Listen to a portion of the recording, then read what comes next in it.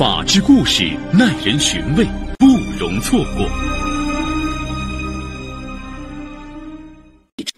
1975年，李丽出生在兰州市郊区的一个农民家庭。李丽5岁时，她25岁的二姐李杰出嫁，丈夫王子辉是某国企职工，时年26岁。1994年8月，高中毕业的李丽通过王子辉花钱打通关系，成为某公司的正式员工，这让李丽对姐夫非常感激。受岳母和妻子委托，王子辉经常关照年轻的小姨妹。然而，随着与李丽的接触渐渐频繁，王子辉看李丽的眼神就变了。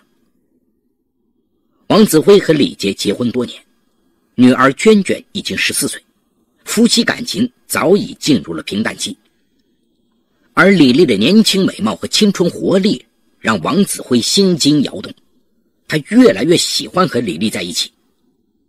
而李丽从小就和王子辉很亲，长大后姐夫又对她尽心相帮，他对姐夫的感情很复杂，有几分依赖，更有几分崇拜。1994年12月的一个周末，李丽宿舍的同事回家去了，李杰让妹妹到家里来吃饭，可李丽说身体不舒服不去了。王子辉听说后去宿舍看她，就是这一次，王子辉再也控制不住自己，一把将李丽抱在怀里。李丽紧张而恍惚，她对能干的姐夫一向崇拜，也有一份难言的依恋，而姐夫的男性魅力也让这个情窦初开的少女有些心动。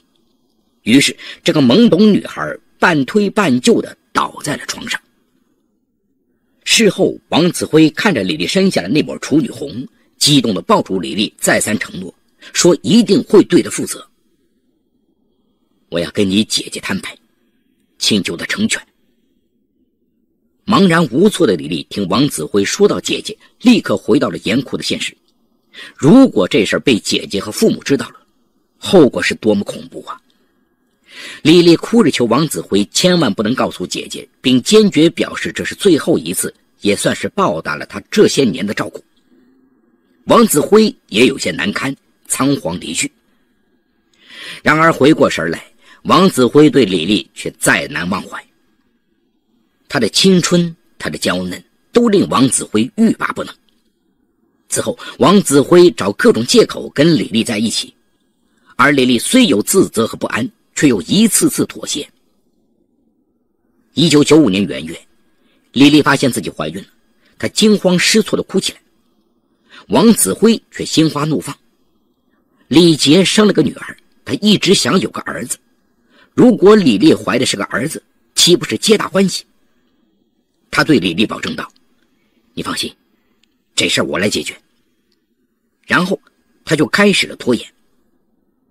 5个月过后，李丽的肚子开始显形了，他着急起来，逼着王子辉让他拿个主意。王子辉这才对李丽说：这孩子干脆生下来吧，你不用担心，我来养。王子辉回家对妻子李杰说，姨妹李丽跟别人谈恋爱，被人欺骗怀上身孕。李杰一听就急了：子辉，这事儿你可得给我妹妹做主啊！王子辉大包大揽：放心，包在我身上。李杰把李丽叫到家里，又是生气又是伤心。你说是谁呀？让你姐夫揍他去。但李丽只是低着头，一言不发。王子辉劝道：算了，他不愿意说，你再逼他也没有用的。现在孩子也大了，还是想办法先生下来再说吧。李杰叹了口气，只得跟王子辉商量说：现在只能这样，让李丽把孩子生下来，由我们来养吧。这事儿不能让父母知道，否则二老会气死的。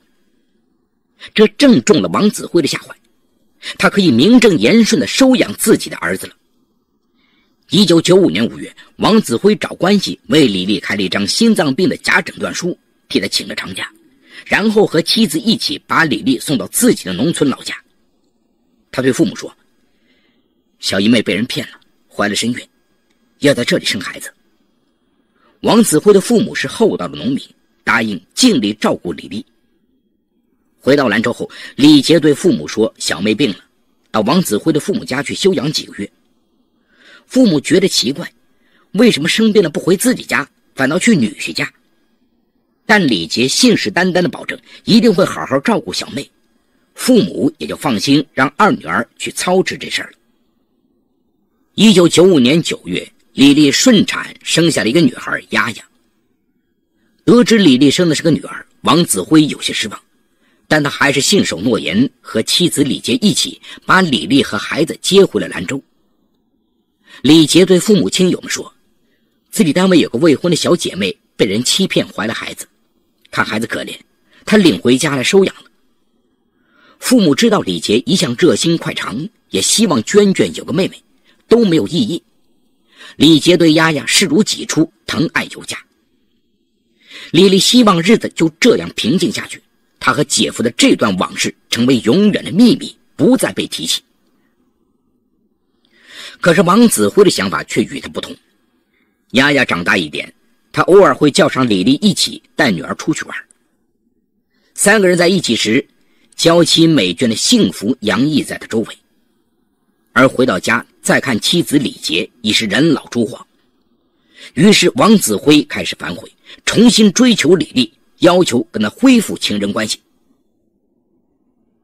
长大了2岁的李丽明白了一些事理，想不再跟姐夫继续这种暧昧关系，更不想伤害善良无辜的姐姐。见软的不行，王子辉就原形毕露的威逼李丽，说如果他不答应，就把他们的事情告诉李杰。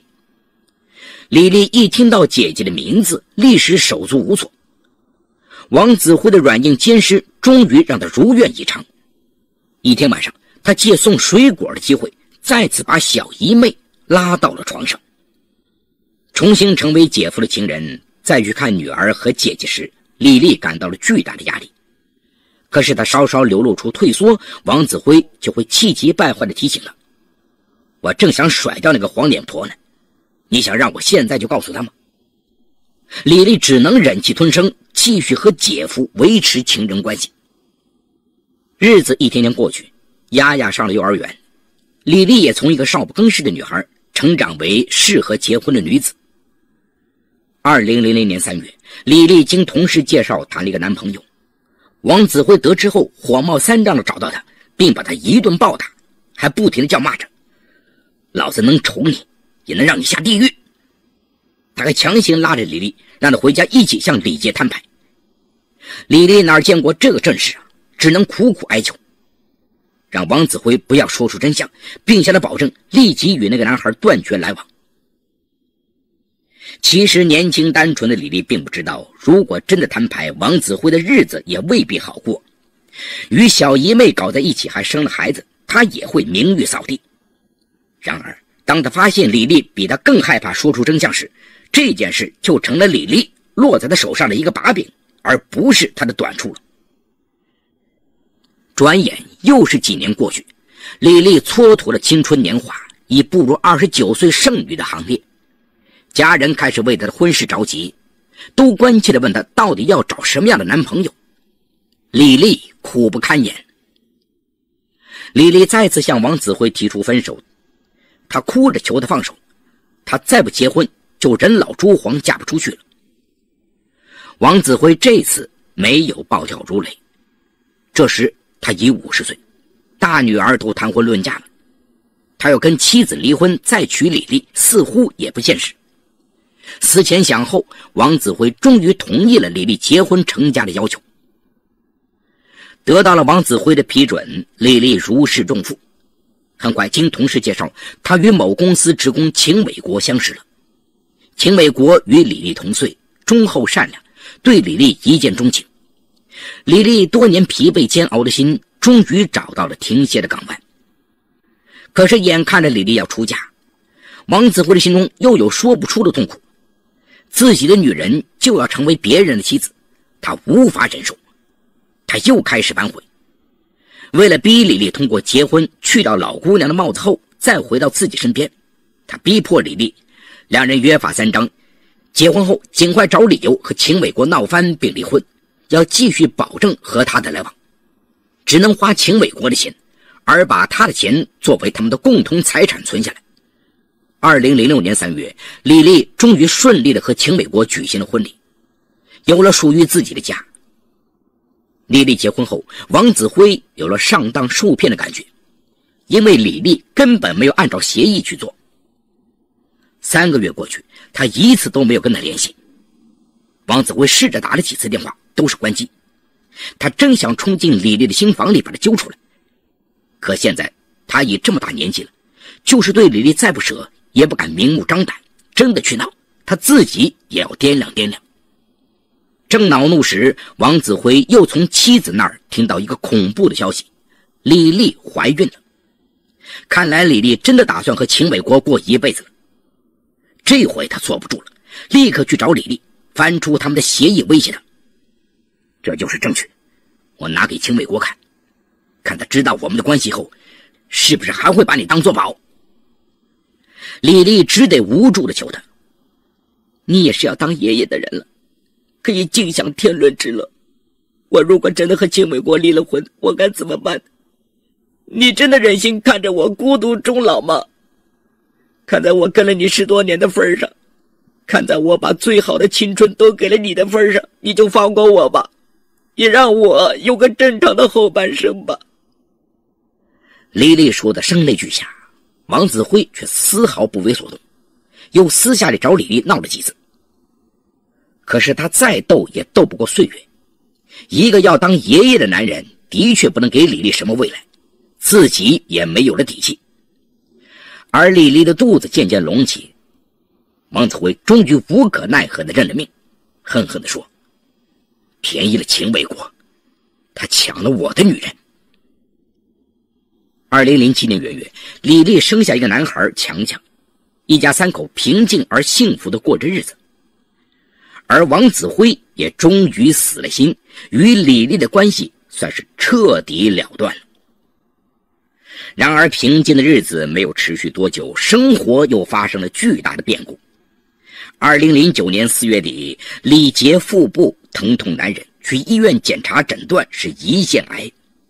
王子辉拿出全部的积蓄，全力以赴为妻子治病，仍然没能留住李杰的生命。2007年6月，李杰不治身亡。弥留之际，李杰嘱托妹妹好好照顾丫丫，不要让她受伤害。妻子去世后，王子辉整天带着小女儿守着空荡荡的家，倍觉凄凉。在看到李丽一家3口的幸福生活，他心中五味杂陈。这时他非常后悔，后悔自己对李丽放手太早了。如果迟个1年，能坚持到妻子去世，他就可以光明正大的娶李丽进门，他就能和李丽和女儿一起过幸福的下半生。失去妻子的王子辉的心态有了巨大的改变，他再次把目光放在了已经结婚过着平静生活的小姨妹身上。他发誓要夺回属于自己的女人，夺回自己女儿的妈妈，夺回自己的家。他拿着协议来找李丽，要求她离婚，回到自己的身边。为了求得家庭眼下的平静，李丽提出等儿子3岁时他就离婚，同时还让王子辉保证在儿子3岁前他不能来骚扰他，让他平静生活。王子辉也同意了，但不久就出尔反尔。2008年5月，王子辉语气焦急地给李丽打电话，丫丫发烧了，你赶紧过来。李丽没有多想就打车赶过去，可进了家门才发现丫丫根本不在家。王子辉上来拉住她，你是老天赐给我的好礼物，你这辈子就是我的女人。李丽奋力挣扎，终于推开王子辉跑出家门。李丽心中很苦闷，丫丫是她的女儿，她一定要去照看她，可怎么才能避开王子辉的借机骚扰呢？李丽小心翼翼地对丈夫说，我想去看看丫丫，我姐姐以前最疼我了，现在她走了，可她女儿还这么小。秦伟国笑了，放心吧，以后我跟你一起去看丫丫，要是你姐夫没意见，我们把她接到家里来住也行啊。秦伟国的善解人意让李丽感动万分。此后李丽再去看丫丫就一定让丈夫陪着，表面上，王子辉对李丽和妹夫来看望他们父女非常感谢，可是背着秦伟国，他用手机发短信给李丽：别忘了你对我的承诺，我的退让是有限度的。2009年5月，王子辉又提出现在就要李丽和秦伟国闹离婚，他已经55岁，抗不住老去的岁月，抗不过比他小20多岁的李丽，他要速战速决，尽快把李丽抢回自己的身边。李丽也快被逼疯了，她要离开爱自己的丈夫和年幼的儿子，回到一个恶俗的老男人身边，她怎么可能心甘情愿？两个人的关系剑拔弩张起来。2009年9月23号晚上，秦伟国和妻子去散步，不巧在街上遇见了王子辉。秦伟国不明就里，像往常一样热情地和王子辉打招呼，王子辉却怒火中烧，看着他们两个人手牵着手幸福甜蜜的样子，他再也忍不住了。这一刻他决心破釜沉舟，就在今天把一切做个了断。他冲上前去，对着李丽的脸怒骂道：你要不要脸？你自己生的孩子你不管吗？秦伟国听得一头雾水，可李丽已是脸色惨白，他赶紧拉着秦伟国想离开，可是王子辉依旧跟在他们身后高声叫骂。秦伟国恼怒地扑上去抓住了他的衣领：你今天要把话给我说清楚！两个男人厮打在了一起。李丽的头一阵发懵，王子辉真的说出了真相，这个他为之付出了全部青春的男人再次彻底地毁了他的生活。15年的压抑与痛苦爆发了，李丽也冲上去拼命厮打王子辉。王子辉恼羞成怒，掏出随身携带的水果刀，奋力向秦伟国刺去。秦伟国的肋部、腰部被捅伤，李丽冲过去撕扯住王子辉，秦伟国借机脱身逃开。王子辉愤怒不已，左手扯住李丽的头发，右手挥手一刀，正中李丽的颈部。李丽啊了一声倒在了血泊里。王子辉提刀去追秦伟国，可追了很远也没能追上。他不服气的又折回来，发现李丽也不见了踪影。想到刚才自己刺了他一刀，想必他受了伤，这里离医院不远，就到医院找李丽。王子辉没想到的是，李丽的右侧颈部主动脉被刺破，倒在地上血流了一地。过路的人们吓坏了，急忙拨打110和120。120赶来后，李丽被立刻送往医院。然而在去医院的途中，李丽就因为失血过多死亡。24号一早，王子辉在自己家里被警方拘捕，他对自己的行为供认不讳。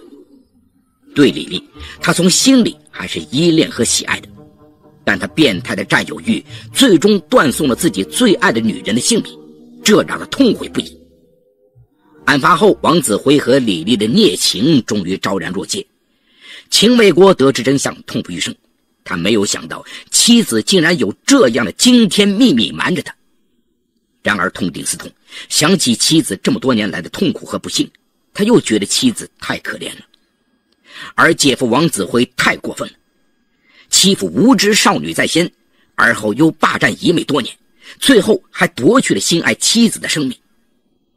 他忍不下这口气，最后秦伟国及儿子向王子辉提出了刑事附带民事诉讼。李丽的母亲难掩失女之痛，站在小女婿一边，主张让王子辉以命抵命，而王子辉的大女儿娟娟的态度却截然不同。娟娟救父心切，出钱为父亲请了律师，尽力为父亲辩护，并承担了照顾小妹的责任。而对于王子辉供述的事实，李丽的娘家和丈夫都是有异议的。他们不承认李丽与姐夫有私情，也不承认孩子是王子辉和李丽所生。由于被害人一方的极力反对，同时为保护未成年人的权益，法院没有为王子辉和丫丫进行亲子鉴定。2010年3月31号，兰州市中级人民法院对本案进行了公开审理。李丽的亲友分成两大阵营，李妈妈和秦伟国、强强和几个女儿坐在一边，娟娟和丈夫坐在一边，双方互不理睬。两个人的孽情使得一个曾经和睦的家庭从此分崩离析。法庭经审理后认为，关于王子辉的辩护人提出的该案是由家庭纠纷引起的辩护意见与查明的事实相符，予以采纳，以故意伤害罪判处王子辉死刑，缓期2年执行。好，故事说到这儿就结束了。